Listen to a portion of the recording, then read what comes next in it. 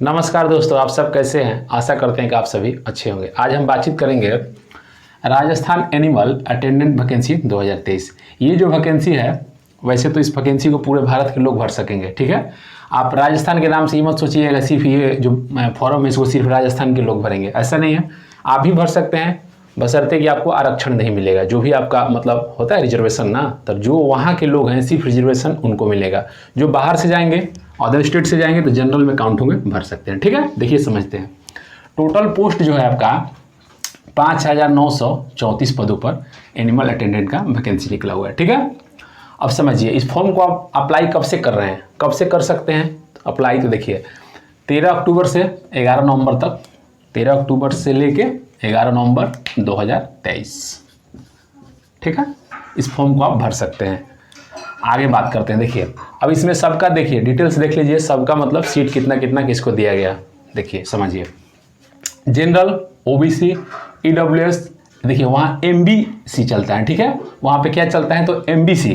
जैसे कि एमबीसी आपको बिहार में, झारखंड में, यूपी में नहीं देखने को मिलेगा, आपको ये सब मिलेगा। जनरल, ओबीसी, ठीक है, BC1 BC2 हो जाता है, ईडब्ल्यूएस, SC ST, लेकिन वहाँ एक एमबीसी चलता है, ठीक है, SC ST। तो समझिए जनरल का कितना है तो 1905, ओबीसी का कितना है 1098, ईडब्ल्यूएस का कितना है 527, एमबीसी का कितना है तो 263, SC का कितना है 837, ST का कितना है 628, ठीक है। सीट क्लियर है। अब देखिए वहाँ की एक जनजाति है जो कि 12 जिला में खास मुख्य रूप से, वैसे तो और भी मतलब है, मतलब स्टेट में बहुत सारे जगह पे, मतलब बहुत सारे डिस्ट्रिक्ट में, लेकिन मुख्य रूप से 12 जिला जो वहाँ पे एक सहरिया जनजाति है, तो इन लोगों को एक अलग से सीट दिया जाता है, ठीक है। जैसे कि आपको पता है कि बिहार में BC जो फीमेल होती है उनको अलग से सीट दिया जाता है, तो यहाँ पे क्या है कि सहरिया जनजाति 12 जिला 23 सीट दिया गया है, ठीक है। अब फी के बारे में बातचीत करते हैं। तो फी जो है आपका जनरल, OBC, MBC 600 रुपया, ठीक है। फिर से जनरल, OBC, MBC कितना भाई 600 रुपये। अब यहाँ पे ये नहीं बताया गया है कि मेल की फीमेल, यानी कि यहाँ से ये क्लियर हो गया मेल फीमेल दोनों का, ठीक है। कितना तो 600 रुपये। अब SC ST मेल फीमेल दोनों का कितना 400 रुपये। अब एज की बात करते हैं, यानी कि जो आपकी उम्र की गणना है कब से की जाएगी, यानी एज काउंट, ठीक है। तो देखिए एज काउंट जो है 1 जनवरी 2024 से। अब आप सोचिएगा अभी तो अक्टूबर चल रहा है भाई, एज का काउंट जो है आपका क्या बोलते हैं 1 अगस्त से होना चाहिए, तो ऐसा नहीं है। इसलिए ये जो मतलब वैकेंसी है, इसका एग्जाम डेट देखिए आपको दे दिया है अगले साल अप्रैल से जून, यानी कि मतलब अप्रोक्स बताया है लगभग आसपास में, यानी अप्रैल से जून के बीच में होगा। तो उसी के आधार पे मतलब कि ये जो दिया आपको 1 जनवरी 2024 से एज काउंट कर रहा है। अब एज की बात करते हैं, सबका अलग अलग, भाई किसका कितना एज चाहिए। तो जनरल मेल का जो एज है मिनिमम 18 साल और मैक्सिमम 40 साल, ठीक है। अब मेल की बात करते हैं। देखिए ये मेल जो है यहाँ तक के लिए, उसके बाद जनरल फीमेल। देखिए मेल यानी कि OBC, MBC, SC ST male, ठीक है, कितना 18 से 45। फिर से समझिए, OBC, MBC, SC ST male और साथ में जनरल फीमेल 18 से 45। ये जो 18 से 40 है सिर्फ जनरल मेल के लिए है, यानी कि यहाँ पे जो है 5 साल, यदि आप इसको ये भी बोल सकते हैं कि 5 साल की छूट दी जाती है। किनको तो भाई OBC, MBC, SC ST general female, और ये लोग मेल फीमेल दोनों, ठीक है। मेल फीमेल दोनों नहीं बल्कि मेल सिर्फ, और ये बाकी जनरल का फीमेल। आगे बढ़ते हैं। ऑल कैटेगरी फीमेल, ठीक है, लेकिन इसको छोड़ के जनरल फीमेल को, क्यों जनरल फीमेल के बारे में इधर हम बात कर लिए हैं, तो ऑल कैटेगरी फीमेल यानी कि OBC, MBC, SC ST का जो फीमेल लोग हैं उनको 18 से 50 यानी कि 10 साल की छूट दी जा रही है, ठीक है। अब एग्जाम डेट बता दिए आपको पर मतलब कि थोड़ी देर पहले बताएं, तो देखिए अप्रैल से जून में बताया है, यानी कि आपका जो एग्जाम है अप्रैल से जून में 2024 में होगा, ठीक है। क्वालिफिकेशन क्या है भाई तो 10वीं पास, ठीक है। आप 10वीं पास हैं तो आप इस फॉर्म को भरने के लिए एलिजिबल हैं।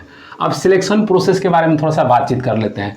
तो सिलेक्शन प्रोसेस में सबसे पहले आपका एग्जाम होगा, रिटन एग्जाम होगा, उसके बाद DV डॉक्यूमेंट वेरिफिकेशन, ठीक है, उसके बाद मेडिकल होता है, मेरिट, देन मेरिट, ठीक है।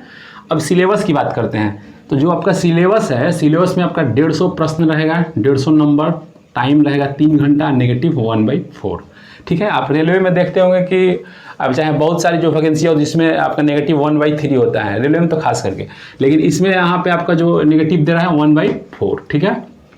अब इसमें एग्जाम जो होगा आपका 2 पार्ट से होगा, पार्ट ए और पार्ट बी। तो पार्ट ए से 70% क्वेश्चन रहेगा और पार्ट बी से 30% क्वेश्चन रहेगा।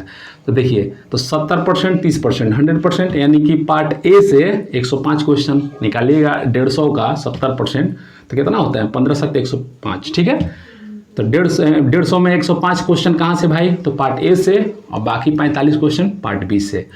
अब पार्ट ए के बारे में बातचीत कर लेते हैं कि कौन सा मतलब किस किस सब्जेक्ट से प्रश्न रहेगा, ठीक है। तो देखिए, math, science, history, geography, GK, GS, ठीक है। एक चीज़ समझिए, अभी यहाँ पे नोटिफिकेशन में ये नहीं बताया है कि मैथ से कितना प्रश्न रहेगा, साइंस से कितना प्रश्न रहेगा, हिस्ट्री से कितना प्रश्न रहेगा, ठीक है। जो भी बताया जाता है नोटिफिकेशन के आधार पर बताया जाता है, ठीक है। तो आप यहाँ से एक चीज़ समझिए एक लाइन में कि math, science, history, geography, GK, GS मिला के आपका कितना 105 प्रश्न रहेगा, ठीक है। अब बात करते हैं पार्ट बी में। तो पार्ट बी में 30% क्वेश्चन रहेगा, यानी कि 15 का 30% निकालिएगा तो होता है 45। और किससे रहेगा भाई प्रश्न, तो एनिमल रिलेटेड। तो आप थोड़ा सा देख लीजिए नोटिफिकेशन कि एनिमल रिलेटेड जो है ध्यान से सुनिएगा, ठीक है। क्या क्या प्रश्न रहेगा, कहाँ से रहेगा, किस लेवल का रहेगा, देखिए इसको थोड़ा सा बता देते हैं। देखिए, पशुपालन से संबंधित निम्न बिंदुओं का सामान्य ज्ञान, जिसमें प्रदेश में पशुओं के प्रमुख देसी नस्लें, कृत्रिम गर्भाधान, बंध्याकरण, संकर प्रजनन, दुग्ध दोहन, दूध संतरण, ठीक है, स्वच्छ दूध उत्पादन, पशु एवं कुक्कुट प्रबंधन, जैविक अपशिष्टों का अध्ययन, संतुलित पशु आहार, चारा, फसलें, ठीक है, स्वस्थ एवं बीमार पशुओं की पहचान, पशुओं में अंततः एवं बाह्य परजीवी रोग, पशुओं में टीकाकरण, पशुधन, भेड़ बकरियों का स्वास्थ्य कैलेंडर, ऊन, ठीक है, मांस, दूध व अंडों का देश व राज्य में उत्पादन व स्थान प्रति व्यक्ति दूध, मांस, अंडों की उपलब्धता, प्रति पशु दूध की उपलब्धता, ठीक है। आगे देखिए, पशु कंपोस्ट खाद, पशुओं के चमड़े एवं हड्डियों का उपयोग, पशुओं की उम्र ज्ञात करना आदि, ठीक है। यानी कि एक लाइन में आप ये समझें तो आपको ये बताया जा रहा है कि ये जो पार्ट है, पार्ट ए और पार्ट बी जो है, यानी कि पार्ट ए में आपका रहेगा math, science, history, geography, GK, GS, और पार्ट बी में जो रहेगा एनिमल से रिलेटेड, ठीक है। अब सब कुछ होने के बाद सैलरी के बारे में भी थोड़ा सा बात कर लीजिए। तो ये जो सैलरी होता है, इसका सैलरी 19,200 से 63,200 तक होता है, ठीक है। यानी कि 19,200, इधर कितना है भाई 63,200, ये क्या है, तो आपका बेसिक है। इन हैंड ये मान के चलिए 27-28 हज़ार के आसपास जाता है। एक चीज़ फिर से समझ लीजिए, ये जो फॉर्म है सभी लोग भर सकते हैं, ऐसा नहीं है कि आप नहीं भर सकते हैं। ये नहीं है कि सिर्फ राजस्थान के लिए, जो लोग बाहर से हैं वे लोग भी इस फॉर्म को भर सकते हैं, बशर्ते कि आप क्या बोलते हैं जनरल में काउंट होंगे, ठीक है। और आपके लिए सीट देखिए कितना है भाई, सीट कहाँ पे है, तो देखिए 1905, तो सीट भी कोई कम नहीं है, ठीक ठाक सीट है। तो आप फॉर्म को जरूर भरिए, यदि आपका क्वालिफिकेशन मैच करते हैं, यानी क्वालिफिकेशन के आप तो 10वीं तो पास किए ही होंगे, तो आप इस फॉर्म को जरूर भरिए, ठीक है। बाकी सब कुछ डिटेल में समझा दिए। वीडियो में अभी भी कहीं दिक्कत होगा तो कमेंट कीजिएगा, बताया जाएगा, ठीक है। यदि चैनल पे पहली बार आए हैं तो चैनल को सब्सक्राइब अवश्य कीजिएगा, लाइक कीजिएगा, शेयर कीजिएगा। जय हिंद।